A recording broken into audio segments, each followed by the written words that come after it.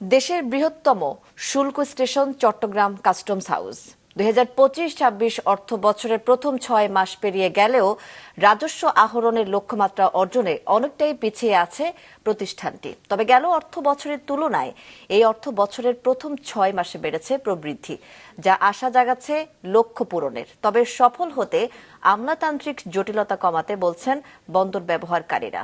এ নিয়ে নাজমুল সাদিকের রিপোর্ট। দেশে এককভাবে সবচেয়ে বেশি রাজস্ব আদায় করে চট্টগ্রাম কাস্টম হাউস। তবে তথ্য বলছে 2025-26 অর্থ বছরের প্রথম 6 মাসে রাজস্ব আদায়ের লক্ষ্যমাত্রার তুলনায় ঘাটতি 8,357 কোটি টাকার মতো।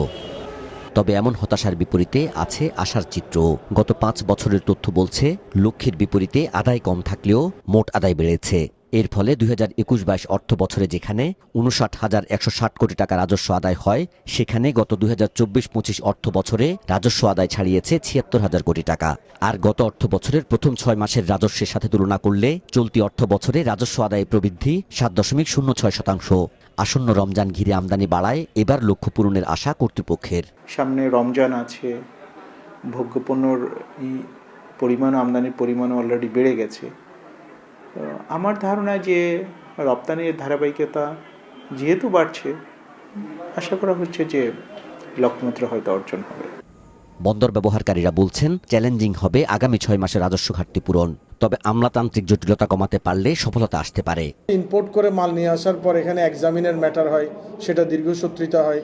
সেখানে এখানে মালামাল টেস্টের জন্য একটা ব্যবস্থা আছে, সেই টেস্টের জন্য অনেক সময় টাইম কিল হচ্ছে। তো ওভারঅল ব্যবসায়ীদের উপর অনেক খড়ক নেমে আসছে। তো চট্টগ্রাম বন্দর, কাস্টম সব মিলিয়ে আমার মনে হয় এটা সবারই দায়িত্বে পড়ে। তো ব্যবসাবান্ধব পরিবেশ ক্রিয়েট না হলে ব্যবসায়ীদের উপর শুধু টার্গেট দিয়ে রেভিনিউ আর্ন করলে হবে না। পণ্য আসতে হবে, পণ্য আসলে পরে পণ্যের উপরে আপনার রাজস্ব নির্ধারিত হবে। কিন্তু সেক্ষেত্রে পণ্য যদি কমে যায়, সেক্ষেত্রে আমাদের রাজস্ব আদায়টাও স্বাভাবিকভাবে কমে যাবে।